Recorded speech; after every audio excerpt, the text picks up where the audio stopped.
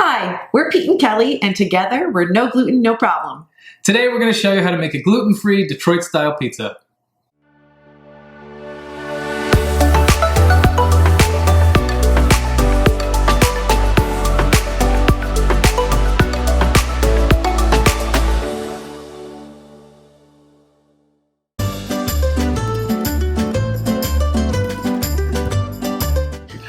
A Detroit-style pie is a pan pizza that has a thick but light crust. We put it in the same family as a Sicilian or a grandma pie, but the Detroit pie has a very specific heritage. It comes from the Motor City, where it was originally baked in steel pans, rectangular with angled sides, that were originally used to hold small parts on the automotive lines. And so with that said, let's make a pizza. Okay, so we'll start by making the dough. In a small bowl, I've combined warm water, yeast, and sugar, and we're letting that yeast activate. In this larger bowl, we have all the dry ingredients. So that's white rice flour, quinoa flour, tapioca starch, potato starch, and psyllium husk powder, as well as a little salt. So we'll whisk all of those flours together to combine them.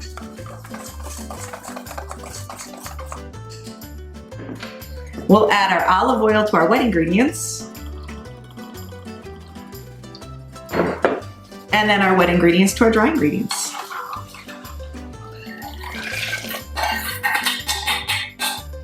I'm just going to stir this to combine until the dough is completely smooth.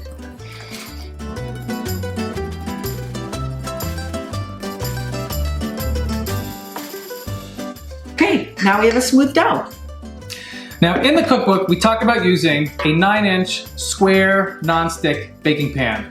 That's mostly because this is something you might already have in the kitchen for making cakes and brownies and things like that. That works. Alternatively, if you're a Detroit aficionado, you can invest in the actual steel pans like this pre-seasoned one that we got from the Detroit Style Pizza Company.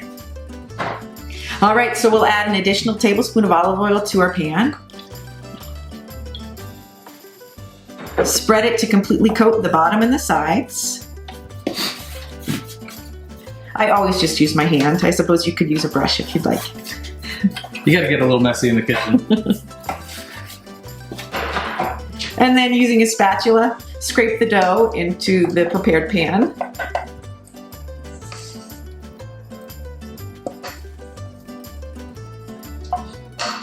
And then using your hand that's covered in olive oil, you just press the dough. I think I need to add a little extra. And you're gonna press until the dough reaches all the way into the corners, right? Yep, you want to cover the bottom of the pan completely. And if a little olive oil seeps up over the edge, just spread that olive oil over the surface of the dough because you don't want to leave it pooling in the corners. That will inhibit the rise.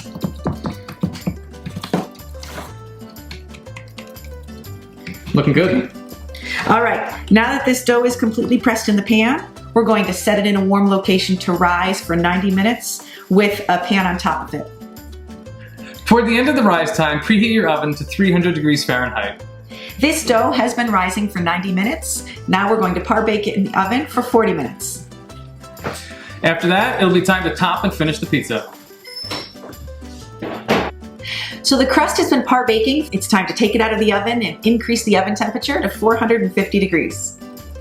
Okay. Now, depending upon how old your nonstick pan is or how new your seasoned steel pan is, the part-cooked crust sometimes does stick. So to make your life a little bit easier, unstick the crust from the pan before you put the toppings on.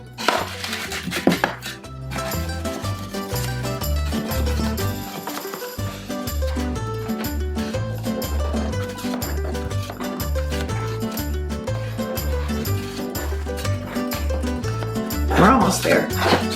Looking good.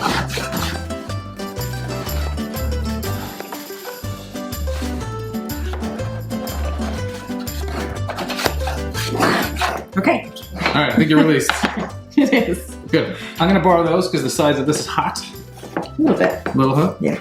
I have more tender hands than you do. All right, so to top and finish the pizza, we're going to start with a thin layer of pureed San Marzano tomatoes. We're gonna spread that out almost up to the very edge of the pizza.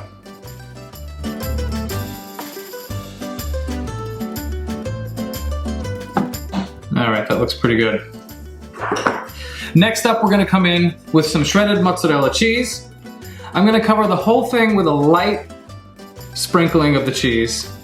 And then, in order to create that signature caramelized crown of cheese that the Detroit is known for, I'm going to take a lot more of the mozz and I'm going to mound it up directly against the walls of the pan. Now, this one's not too bad. My hands aren't as tender as I thought. But do be careful that you don't burn your fingers on the sides of the pan. But we're gonna work our way all the way around, building up a nice lip of cheese directly against the wall of the pan. It does take a significant amount of cheese to build the crown. And that's one reason why we sprinkle it with a lighter dusting everywhere else, because some of that cheese is going to sink down the sides and help to cover the rest of the pizza. And this way you don't end up with an overly cheesed pizza and you've got cheese overload. Is that possible? Yes, it's possible. Although maybe not for a cheese lover such as yourself. All right, we're just about there. Okay, that looks good. Next, I'm going to sprinkle it with just a little bit of dry basil and dried oregano. And then mostly for cosmetic reasons, but also a little bit for the flavor, I'm gonna come back with a little bit of that San Marzano sauce and I'm gonna lightly ladle some stripes across the top of my pizza.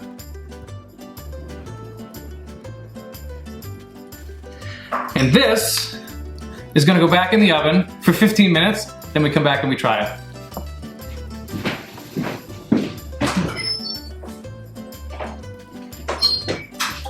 So the pizza just finished baking for 15 minutes and we've allowed it to set for about 2 minutes and now we need to depan it. When you're depanning it, you want to use a metal spatula and be careful to release all of the cheese around the edge because we don't want to damage that crown we so carefully built.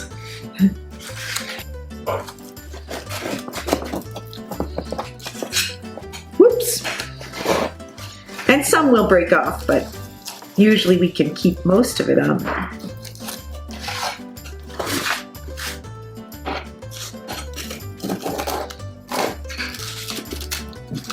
Is it cooperating? Pretty well. Mostly? Mostly.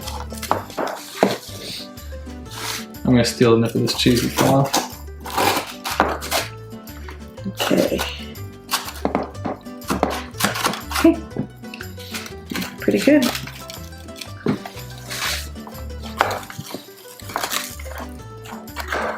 This is the big moment of truth. Oh, beautiful. There we go. All right, so the final piece to finish this particular pizza, we're just going to garnish it with some fresh basil confetti right over the top. It gives a beautiful pop of color to contrast that red San Marzano tomatoes. And the lovely fresh taste of basil. Of course. Always a good addition. And next up, we're gonna taste it.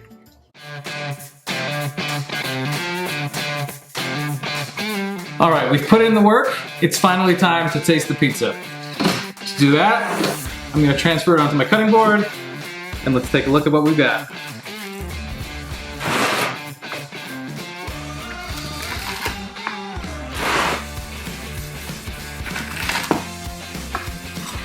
Corner for you. Sure.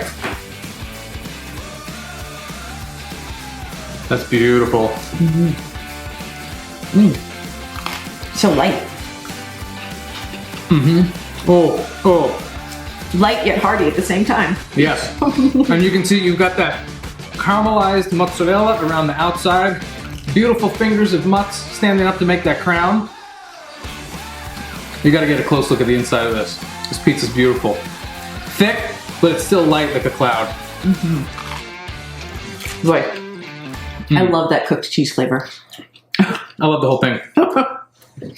And that's how you make a gluten-free Detroit-style pizza. You can find this and other recipes in our cookbook, No Gluten, No Problem Pizza. And subscribe to No Gluten, No Problem for more videos on how to make great gluten-free pizza at home. We'll see you next time. Ciao.